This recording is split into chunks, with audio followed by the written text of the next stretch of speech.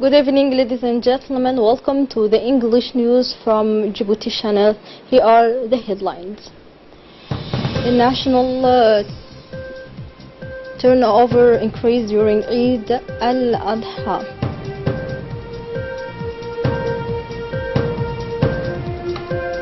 And about Middle East, the appearance of the head of Islamic State, Abu Bakr al-Baghdadi. They were the top stories, and now let's get to the details. Following water cuts in the Balbala sector this week, the National Office of Sanitation's ONIAD reassures the population that not a question of cut due to a lack of water, but simply of a broken pipe. In a statement made today by the Director of Technical Operations, Ridwan Abdullahi Bahlon, said that these cuts have created a climate of concern among the population fearing the return of water cuts. It's not at all a matter, he says, of a lack of water, but at the rupture of a big bib of Balbala. At the time when we are saying Mr.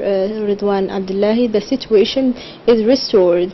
It took more time than necessary, he added, because quite simply some of the young people took advantage of their discounted with the technicians from ONIAD making the necessary repairs.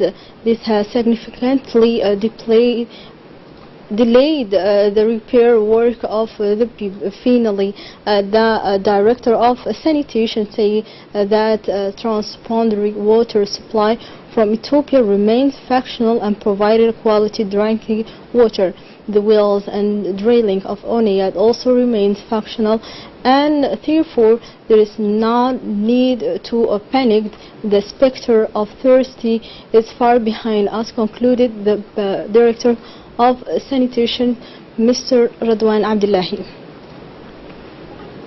After three days of the Eid al-Adha holiday, most of the civil servants did not return to work this morning to extend their holidays until next Saturday.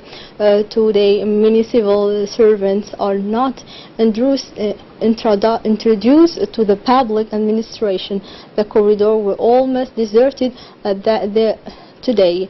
To the 3 days of Eid al-Adha, they attend yesterday, Wednesday. Officials, like all others employees, should return to their post on Thursday, but as our television team who visited the site, many have decided to do a little weekend holiday in total ignorance with the rules in force of the administrations in terms of public holidays.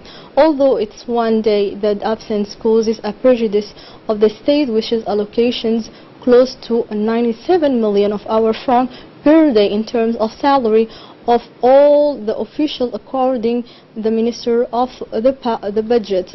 On the other hand, this attitude demonstrates the lack of civility and patriotism of some. Always after the days of the Eid al-Adha, we have a small tour in the company of our television to collect the opinion of shopkeepers of the place, the preparations and the atmosphere of the holiday. The vendors of the place have rejoiced welcome the excessive sales in period of Eid. On this interview, the salesmen explain that they can earn the benefits of a year in just this week of Eid. Djiboutians are all the more eager to make massive purchases during the week of Eid. The clothes of young people, girls and women, are very important in all the shops. The places, shoes, sandals and other quality brands have all involved in sales. The celebrations, our embassy in Tokyo celebrations, making the 41st anniversary of our independence and the 40th anniversary of establishment of friendship and corporations with Japan, gave rise to a grand ceremony. A big reception took place on this occasion in big hotel of the Japanese capital, Tokyo, where took part many personalities, including government officials, senior Japanese self-defense of forces, representatives of civil society, diplomats, and many businessmen. The highlights of these celebrations were, first of all, the two national anthems sang by Miss Rico Wazo Djibouti, great friends in this company of the 8 Djiboutian teenager. The ambassador of Djibouti, Ahmed Al-Reita Ali, welcomed the guests. He recalled in his speech the excellent relations between Japan and Djibouti, but also the multiplications of links in many areas, such as public health, sport, or even trade military corporations.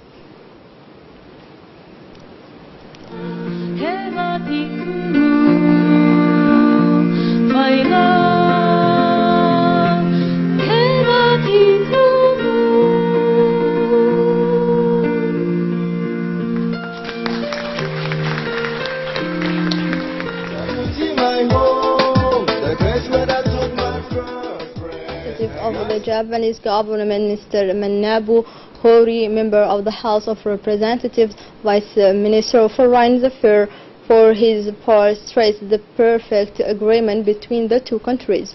He was followed by an intervention of Mr. Yasutoshi Nishimori, member of the House of Representatives, Deputy Secretary of the Prime Minister and Vice President of the Japan Djiboutian Parliamentary Friendship Group, the President of the Parliamentary Friendship League Japan-African Union, Mr. Ishiro Asawa, and the President of the Trade Friendship Associations Japan-Djibouti, Mr. Ozawa Morikazu, also took the floor.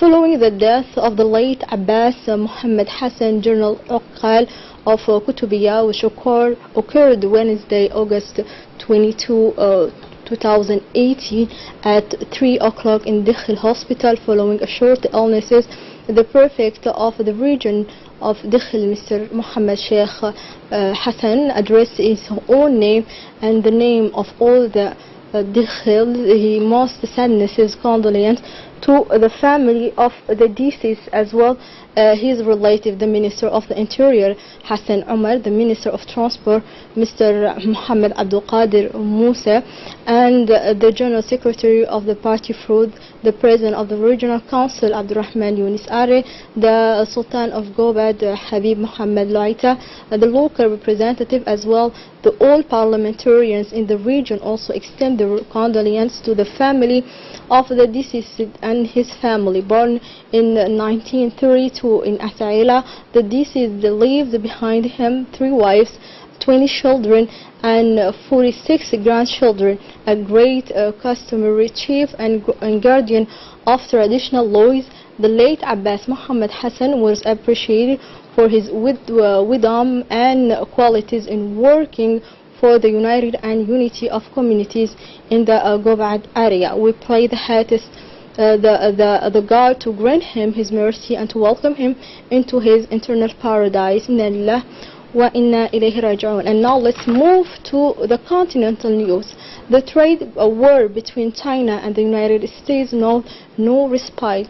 The U.S. administration has announced that the new 25% tariffs came into effect on Thursday, August 2023, which is known in Beijing, and that 279 categories of products imported from China were concerned. This new slice of tariffs will bring to a total of 40 million Chinese goods being taxed at 25 upon entering the United States. This escalation could be followed by a new wave in September on 200 billion imports from Chinese products.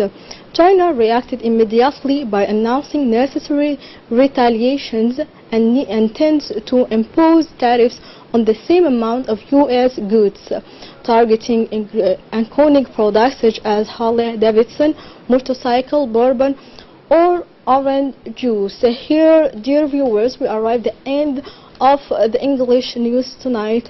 Thank you for watching us. Goodbye.